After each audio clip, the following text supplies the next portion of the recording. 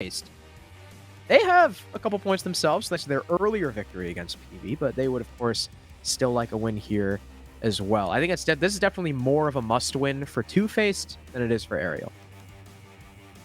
Yeah, and hopping on into Chalet here, hoping we can get a nice little spicy map in front of us. Now that, we got Oregon out of the way, we got that slower paced map out of the way. We're hopping right into Chalet, a map that has attacking wins written all over it. Our attacking bans are first thing through, the Flores and the Thatcher, so pretty much your copy-paste stock standard Chalet bans thus far. Over on the defensive side, starting off with it appears to be a Wamai. Again, that is pretty typical stuff. But this last one, it can't be a Valk and a Mira. You gotta take your pick.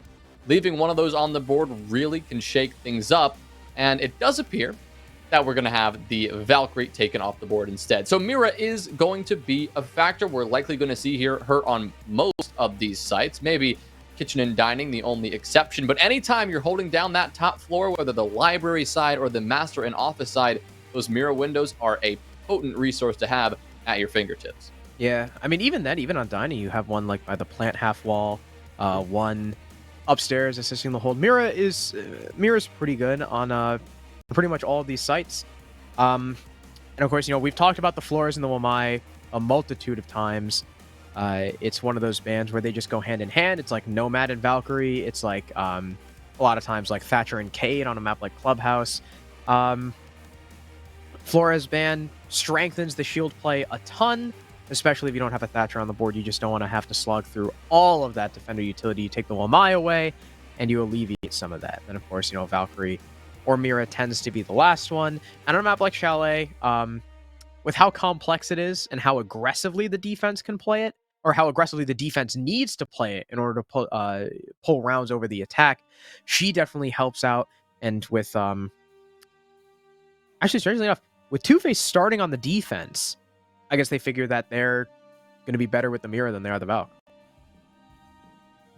Yeah, I like that you mentioned the defensive necessity to be aggressive. Chalet is often compared to Coastline in that sense, right? Where the attacking team is generally going to be a little bit favored going in. And so you need to be aggressive on defense. You need to maintain that map control for as long as you can, even being bold enough to retake that map control and try to find, some of those aggressive moments to make some impact found. Now, we are waiting just a few minutes here. We had some player issues getting into this lobby, so we're just waiting for those things to be sorted out. But Harrison, you and I both, everyone went with the Arial Arise pick for this matchup.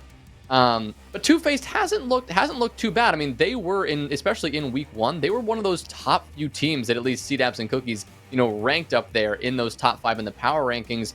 What's really changed from them? And last week, what dropped them off so substantially? I think it's the it's funny that they lost to Aqualix last week, because I think it's kind of like the old Aqualix play style where sure it can beat any team, but it can also lose to any team, right? It's a little bit inconsistent when you're playing just kind of those ratty roams, again, playing off the plays and the vibes more than you are the strats. Sure, it works sometimes, it doesn't work others. When you're up against Aqualix on a map like Clubhouse that they know very well, tends to be a lot slower and more structured, that can definitely bite you. And on a map like Chalet, you can take it two ways. You can take it one. Chalet could potentially be a very fast-paced map, depends on how the team, who the teams are. Could be fast-paced, it could play it very aggressively and very loose, or you also have the fact that Chalet can be very complex. So it just really depends on how Arial play it and whether or not 2Faced defenses, end up being up to snuff. They're going to be going kitchen dining first as we can finally get into this game. They showed the Mira, who was left unbanned, but they will swap off of it to a castle instead. Like you said, kitchen dining, probably where Mira is the least popular. And Butters just got team killed before he could put any utility down. Not what you love to see. So what I was just about to highlight is that, even though you don't want to bring a Mira necessarily for the site itself, Mira is very strong when it comes to this top floor hold, something that you almost always see on a kitchen and dining defense. That's exactly what Kix and Eddie are going to be setting up right now. Of course, without Butters, this is going to make things a little bit more complicated because you don't have that castle barricade to put on that master window, on those solarium windows. You don't have as much of that utility that you'd very much like to have for a hold of this sort. So I expect, especially for this first round defense, 2Faced are going to play a lot looser on this top floor, and they're not going to be afraid to rotate back to site quicker than we would normally expect, because if they overstay their welcome just a bit on that top floor without the necessary utility, they could find themselves fragged out and in a disadvantage very early on. Seems like Arial Arise, most of their clear is just here on the horizontal. Not a lot of people pushing up top. I mean, Gomez is already pushing through into short. Of course, there's a shield he's going to have to contend with, and as the drones come in, he'll start to fall off, maybe wait for, some sort of utility clear before he goes for that. But right now, Arial Arise are just droning out, gathering necessary info. Starting to send people upstairs. That's going to be Wimpy and I believe DS. Someone is already peeking bunker very aggressively. I believe that's the Smoke of Surf, in fact, who is upstairs. Or sorry, no, that's actually Kix on the mute. Thermite will end up opening the wall, making Kix's position a lot less defendable, but instead of falling back into Master, he will instead play his life in Office. Yeah, so despite, the tough hold on this top floor that I mentioned, 2Faced have not given this up just yet, and it is starting to cost them a little bit more. They're losing player after player. First, it was a nade from Surf. Now it's just a clean shot from Gomez to remove Eddie from play, and Silent and Kix are all that remains. Kix is still on this top floor, so Silent is the only thing stopping Arial Arise from simply just walking into the objective, and they are...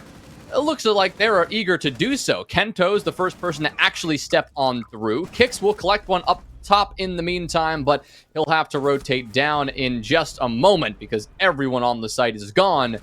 But Diaz will, of course, prevent him from even needing to do that, finishing out the round before he can rotate below and before the bomb can hit the floor. So a troubling start from 2Faced, but can't help but think that having that team kill early on certainly didn't make anything easier for them.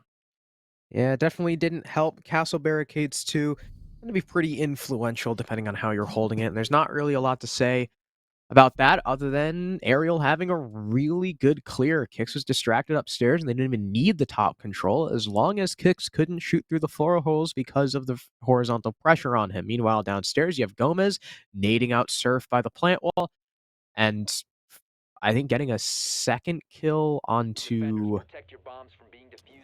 Who was it? Onto Eddie? If I'm not mistaken? I mean, that leaves you in a 2 versus 5 if you're 2-faced. And Silent being all alone in sight, I mean, there's just way too many angles for him to cover by himself, so aerial guys are allowed to just simply walk in. Once again, Kiss can't make anything happen from above other than getting a single kill. Arial Arise, all in all, just a super solid attack on all fronts. And now 2-faced are saying, all right, that round didn't go as planned, but we also didn't have a teammate. Now that Butters is alive and well and able to put up his utility, maybe we'll see a different story.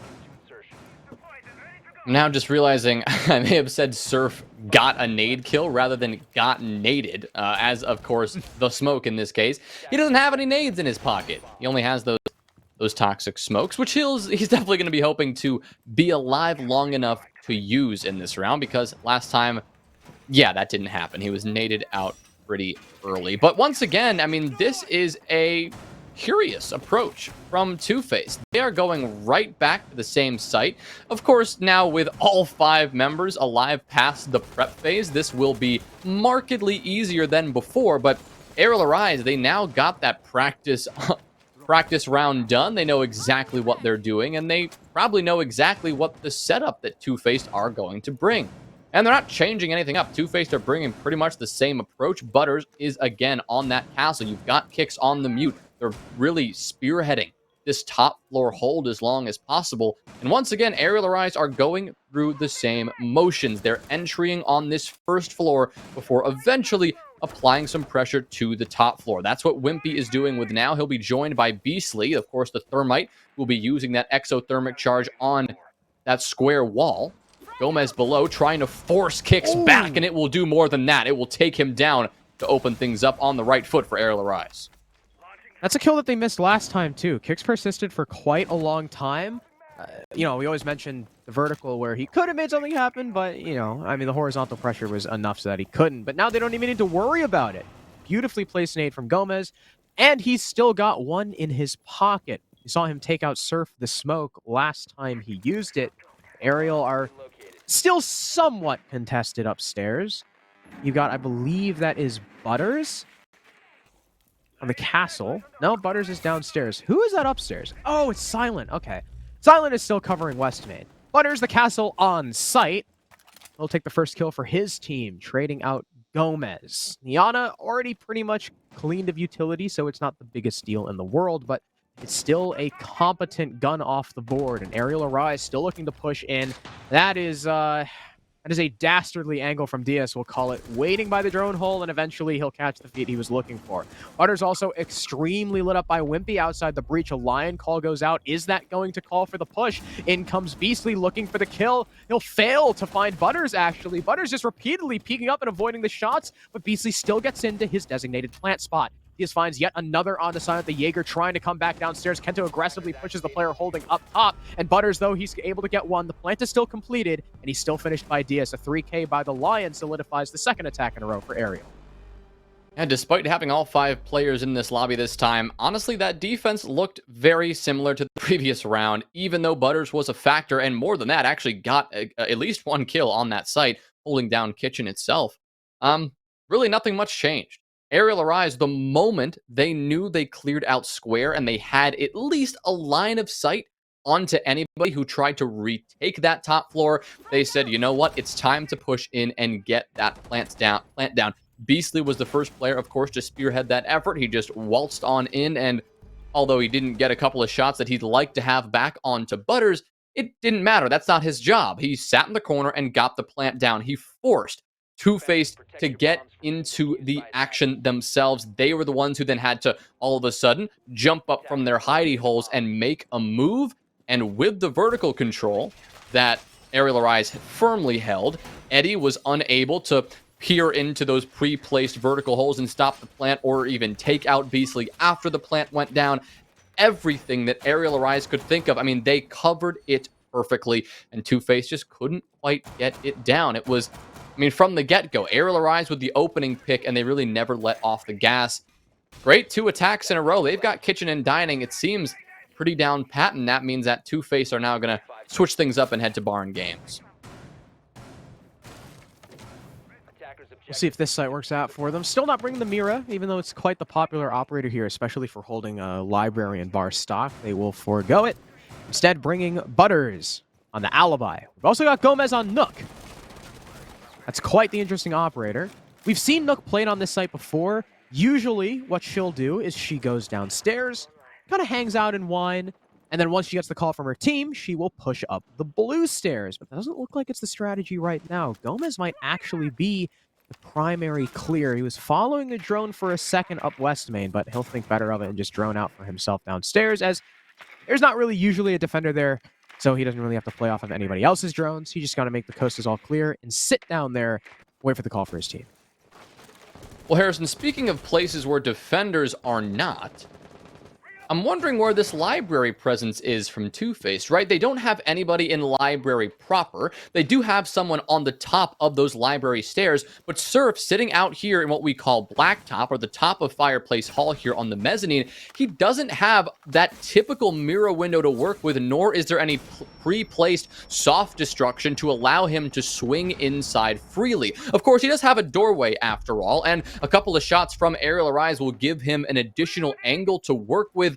But if 2Faced want to hold down library, they're going to have to do a little bit more than that. Arial Arise could theoretically hop on in at any moment and start taking vertical control decisively, but it looks like they're going to wait for their teammate from below. Here comes Gomez creeping up the stairs, and it's going to pay off big. There's a double kill as he whips around and takes off kicks. One more, it's going to be Eddie, but he will win out that gunfight instead. Diaz and Wimpy, in the meantime, will create 2 answers for that problem, and now Wimpy will swing around and get a second, shutting down Eddie and taking another beautiful attack for this side of the team.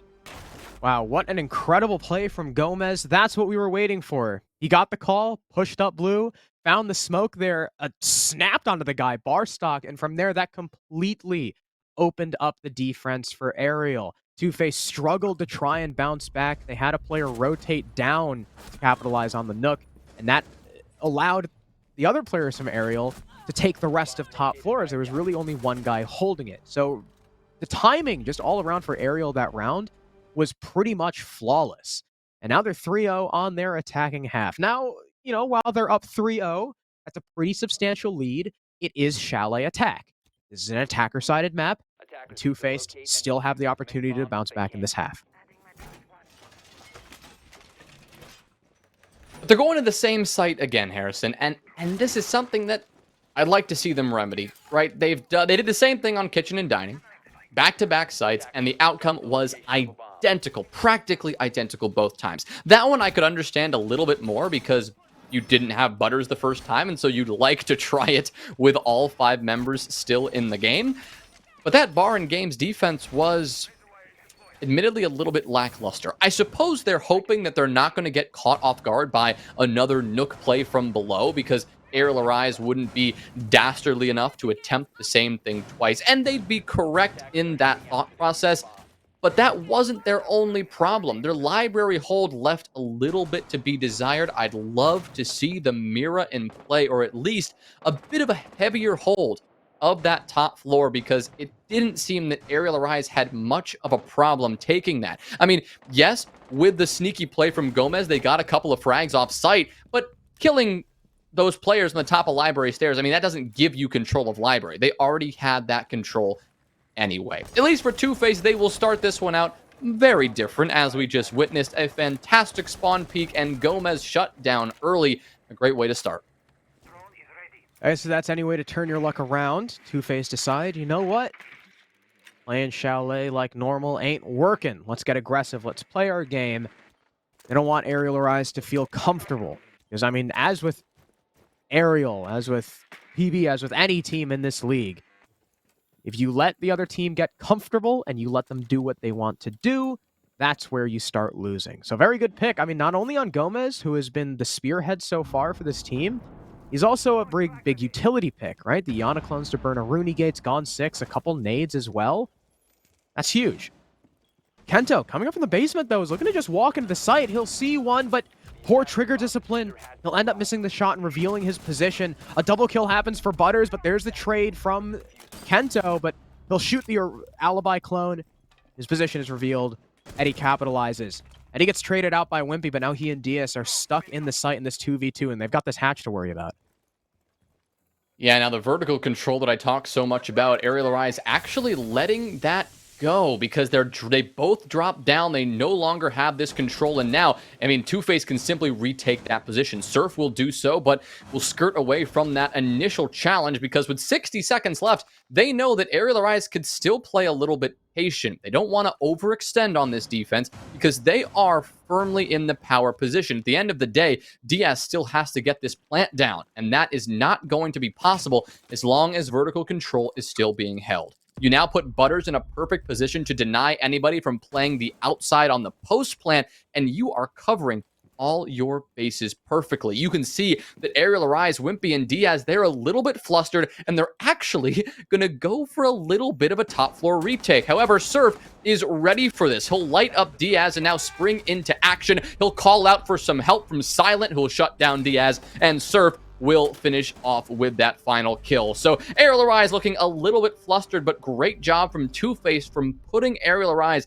in that uncomfortable position to kick things off. Yeah, uncomfortable is definitely right. You can see with the way Arial were playing towards the end of that round, Kento could have made a monstrous play in the site, but again, like I said, poor trigger discipline revealed his location. He's only able to go 1 for 1. And sure, Wimpy and Diaz were able to find themselves in sight, but I mean, they had no vertical control. They were susceptible to the hatch, any floor holes. I mean, maybe Diaz could have repositioned somewhere where he can't get shot from the hatch to plant, but I mean, if he repositions to the corner of games, like by the bar stock and bar wall, he could be shot from blue stairs. If he tries to reposition into bar itself, there's still floor holes that the defense can use. They can still peek from fireplace, even from long. So it was really unfortunate for Arial that, I mean, I understand why they didn't go for the plant, because they were operating off of basically zero info. And that'll give 2Faced their first round. So like I said, it's not too late for 2Faced to bounce back. I mean, not to mention that they only really need one more round as like a bare necessity, really. I mean, 2 rounds as a Chalet defense isn't bad by any stretch of the imagination. Yeah, this map often goes, 50-50, that even 3-3 split. But aside from that, this does err slightly on the side of the attackers, which generally ends up being that 4-2 split. So both of these teams still looking to get a little bit more done on this half before wrapping things up neatly and moving on to the second side of the coin here. But they both have a lot of work to do. After all, I mean, 2Faced, with that success under their belt, maybe they finally found a rhythm that works for them. They finally found a cadence of this defense and, how aggressive they need to play. I mean, we saw how well the spawn peak worked for them, removing Gomez at the immediacy of the round start. But this time, of course, no spawn peak in sight. Every player still a factor in this round. And 30 seconds are going by now that Arial is working their way up to this building and beginning to make their approach. Because it's been a repeat sight from 2Faced every round so far, this is the first time we'll be seeing Master. Pretty standard stuff, of course, with the exception of the alibi. And now that 2Faced know Arial are going for a solar clear, we'll reposition the shield inside a bathroom to actually make it face where the push is coming from. Speaking of the push, Butters is going to have to be pushed out of out of kitchen here, as he's just covering the trophy window. He's even got a little pixel on the rappel if someone decides to take that angle. But the good thing about this attack is you never actually need to move into trophy itself. All you need is someone posted at the window, preventing someone from walking up the stairs behind your fellow attackers. So you don't actually need to push this guy up, but it looks like they might be going for it anyway, with DS coming in from the back. Yeah, once again, Arial, they're relying on these sneaky plays, and it's paying off. Diaz goes in unnoticed, gets that opening pick onto Butters. Unfortunately for him, Eddie was nearby and found that refrag, but so was Wimpy, who will light up Surf, taking him on down. Kenta will take care of Kicks as he just walks on into Piano. And Silent gets the refrag, yes, but sight control gone. Beastly getting this plant down, and Silent is forced to erupt through the site and make a move, but he will be unsuccessful in his attempt. It's going to be all up to Eddie, and Beastly shuts him down. Arial take round number 5 after just finding the site in their control. The play from below, that vertical, not working the way of 2Faced this time. We're going to have a pause as Gomez got DC'd. I think Gomez was alive, wasn't he? So they Honestly, lost a man. I didn't even notice. Amongst the execute. I'm pretty sure Gomez was still alive there. So I thought it was going to be a really unfortunate situation for Arial, but I still wanted out. The control was there. DS was able to get 1 kill before he was traded, and I mean, at that point, they knew where the Aruni was. They were knowledgeable of the flank. I mean, they even had a drone on it, so Wimpy didn't need to stare at it. He could focus on covering Beastly through Master and into Piano. And Kento also making that big play, just barreling his way into the site, opening things up for his team. Again, I mean, the big highlight for me so far with Arial's attacks is the timing. How well coordinated they are. It seems like every time they go for the execute, of course, with the exception of round 4 because of the spawn peak and all the weird stuff that happened. Every other round that Arial has won, their 4 victories, their coordination and timing has just been near flawless. Yeah, I mean, I think you're spot on. I'll give you one troubling pattern that is emerging, though. Not with Arial, but with 2Faced. Now, I believe that was the 3rd round where Arial have attempted and actually been successful with a crouch walk into the site kind of play, right? You had first, it was the Nook, and that started it all. It was Gomez creeping up those blue stairs and getting 2 kills, right? Then it was the round where Kento found himself in the middle of a bar, completely unnoticed. Trigger discipline, of course, cost him his life. But again, round number 5, same exact situation, right? It was a couple of instances where Arial Arise are able to just walk in, and something was missing from 2Faced. Whether it's the intel or they're just not focused at the right places at the right time. I mean, you said the timing is working out really well for Arial Arise. I agree, but I also think that the timing is also just a little off on the side of 2Faced, and you combine those two elements and you've got a really good recipe for Arial Arise success right now. They're finding themselves in the right place at the right time. They're sneaking their way through at the right moments, and 2Faced need to address that. They've got one more chance on defense. This is where they need to tidy up their intel. Obviously, you don't have the Valkyrie, but there's a lot of other options at your fingertips here for you to make use of that. They need to find a way to prevent Arial Arise from just walking in.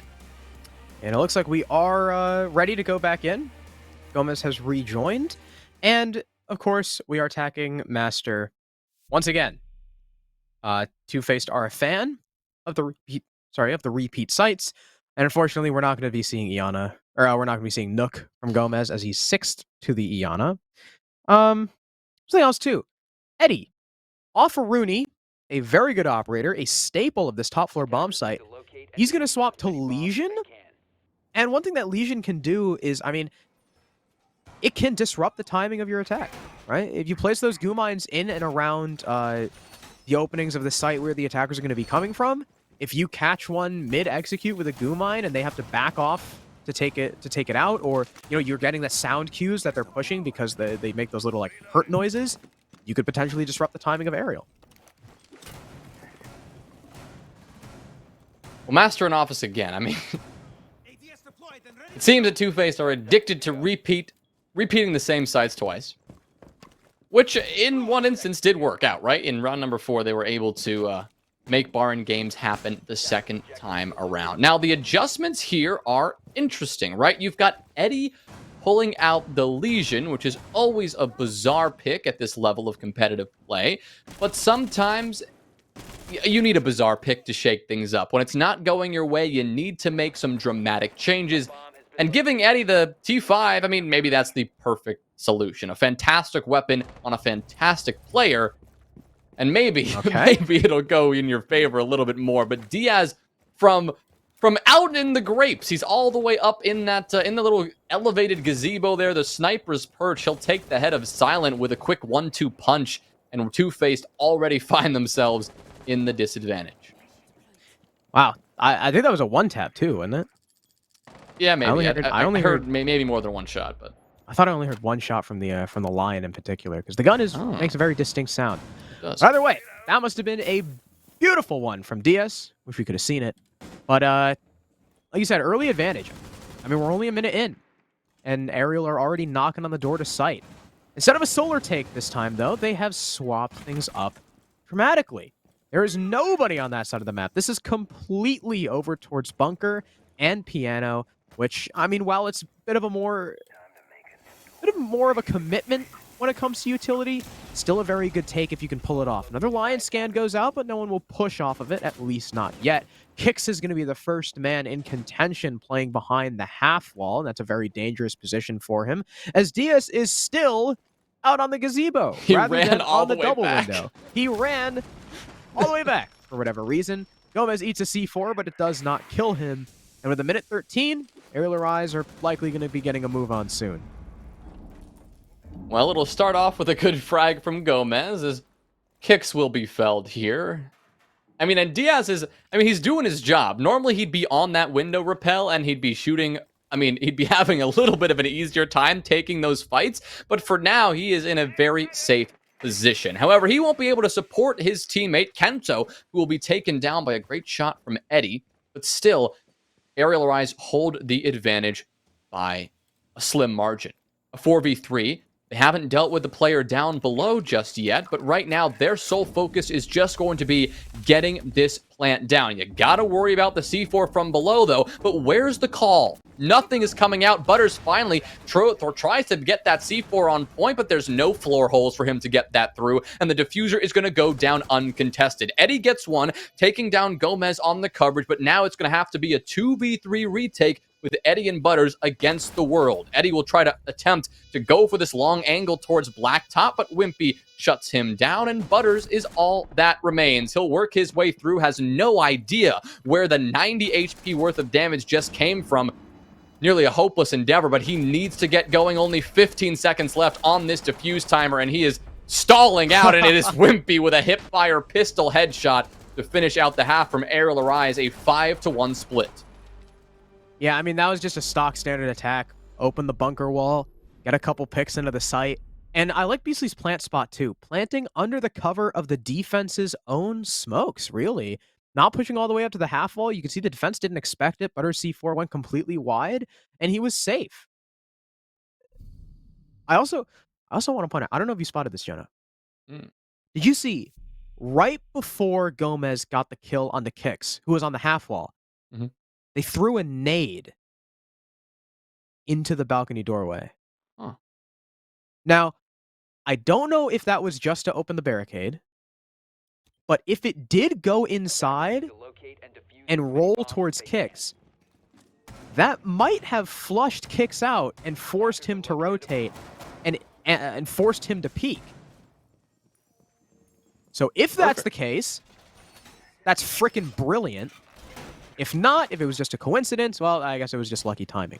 But Arial, 5-1 half on Chalet. Now, this isn't necessary. I mean, it's uncommon, but it's not strange when you got an attacker-sided map. Now we need 2Faced to prove to us they're just as good on their attack as Arial is. Because Arial right now, they are in an extremely good spot, and they're going down to bar, and they will finally play the Mira, something absent from all of 2Faced defenses. Yeah, really refreshing to see the Mira in play. I mean, yes, it's annoying to go up against on the attacking side, but such a valuable resource on the defense, especially on this map where there are some areas that are really tough to control from the minimal doorways you have to work with. You don't have very many angles to see into the site or into the particular extension you're looking to hold. Good to see Beastly finally pull that one out, and Arial Arise really making use of all of the operators they have at their disposal.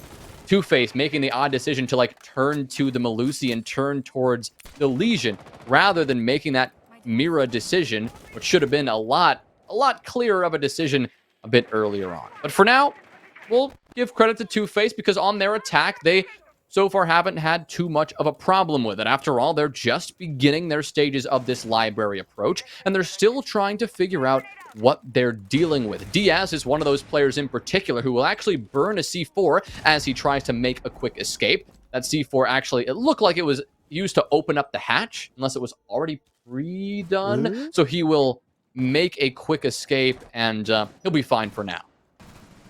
The fact that he was able to get back to site, although he doesn't have a C4, still good. Still another body. Actually, they've used 2 C4s, I've just realized, and wow, what a shot. Silent threading the needle onto the head of Wimpy, giving his team the opening pick. And not just any opening pick, but an opening pick onto an upstairs player. That means they can start to move their way in, but as Diaz finds Surf, who just jumped in? Did he jump into the site or jump into the library window? I think above. All right. Well, I mean, even if it was above, that's still not that smart because you can watch it from the hatch. I don't know how Beastly just landed that shot because it looked like he wasn't even ADS'd, but he did. Good night, Butters. And finally, the attackers are going to start clearing the window, but DS is here. Not being shut down. He just did that. Can the window not see that? No. Oh, no, the window can't see that. It's too far in. That's But a good play vertical from could. Diaz. That is true, but they don't have vertical because after Surf jumped in, I guess after Surf jumped in and died, 2Faced were like, "Nah, we don't need it. It's overrated." Silent is still just staring out the window as they attempt to take up. Do they think someone is still up here? I think they think someone is still up here. So, I mean, there's no drones for them to work off of. I literally just realized they have exactly 1 drone left. So yeah, they're not operating off of very much info right now, and as Eddie peeks through, he'll take a little bit of damage from Gomez. Slowed by the Banshee, the call has now come into the team, and Diaz swings and capitalizes. There's only 13 seconds left. Kicks is able to get one of the blue stairs, and another by the mirror window, but his teammate will fall, leaving just him. The pistol finds one. It's just Gomez alive, but he has already run far away, already rotated to blue. Kicks knows he's got to go for the fight, but the Malusi has booked it, and Arial Arise put themselves on match point.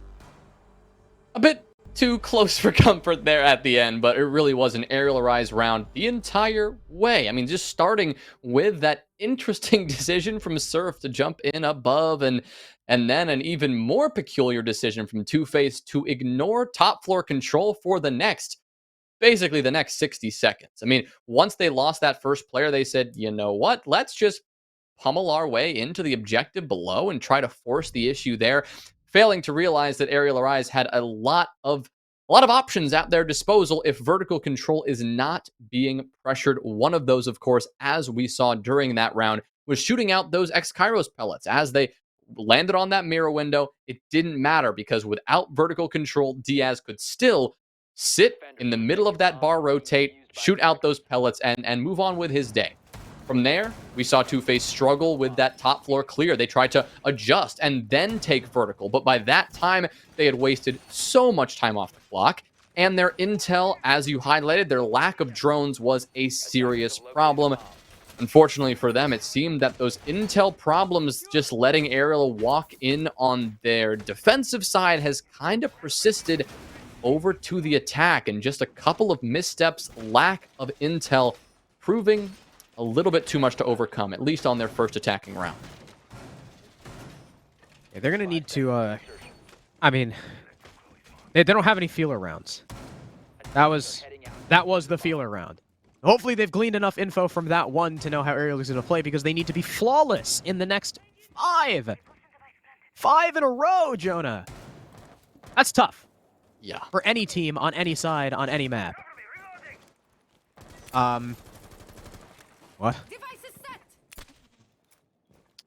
really doesn't want to get run out on. I've never seen someone put it there. Ever. I mean, why not just... I guess the idea is once they get out far enough, it'll keep them outside. Like, they won't just get ricocheted back inside and cover. I mean... I guess, but, like... at the same time, like, if someone's got... I mean, maybe two, like, you can't hear it from the doorway as loud. So, like, by the time you run out, like, it's too late. You're either going to get spotted or hit by the air jab. I don't know. That's weird. Yeah. Never a great sign when we're theory crafting here as to some possible air jab locations and reasonings behind it. Because, I mean, clearly 2Faced, they've got to pull out everything, all the strats, everything's got to come out of the woodwork here, because they have a long way to go. Like you said, Harrison, 5 rounds in a row are needed, and they're struggling to get something going in this one here. Wimpy is playing this position on the Solarium stairs and is doing a little bit of ADS tricking, it would seem. Trying to just delay this Solarium take as long as possible. Great shot from Eddie coming in from below. That will remove Gomez and actually open up Wimpy to a push from behind, possibly.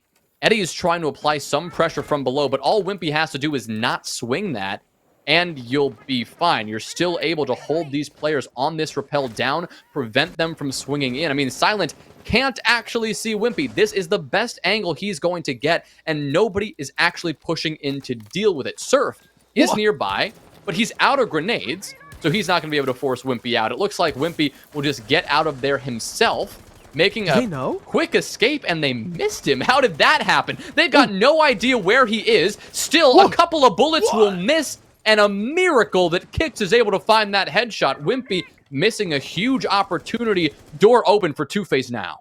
I have no idea what just happened there. It turns out, I guess, Wimpy choosing to reposition towards Owl ended up being his downfall. I really thought he was going to kill Surf there. Wow, Surf is still above half HP. What the hell? Well, he's dead now as he just pushes all the way down and Beastly catches him. 3 versus 4, make it 3v3 as Diaz is still upstairs and kills Silent swinging in. That drops Case too, and there's really no one in the attack in any range to pick it up. Holy crap, there's only 10 seconds left. I just realized as well. Kicks moving it upstairs. He gets the kill on the DS. There's the finisher, but once again, there is no case control. Kento just spots the head of one, but can't land the shot. 5 seconds. Beastly needs to just hide. 2, 1, 0, and no case control. The one kill upstairs from DS ends up being the match winner. 7-1 for Arial as they claim 3 points on the day.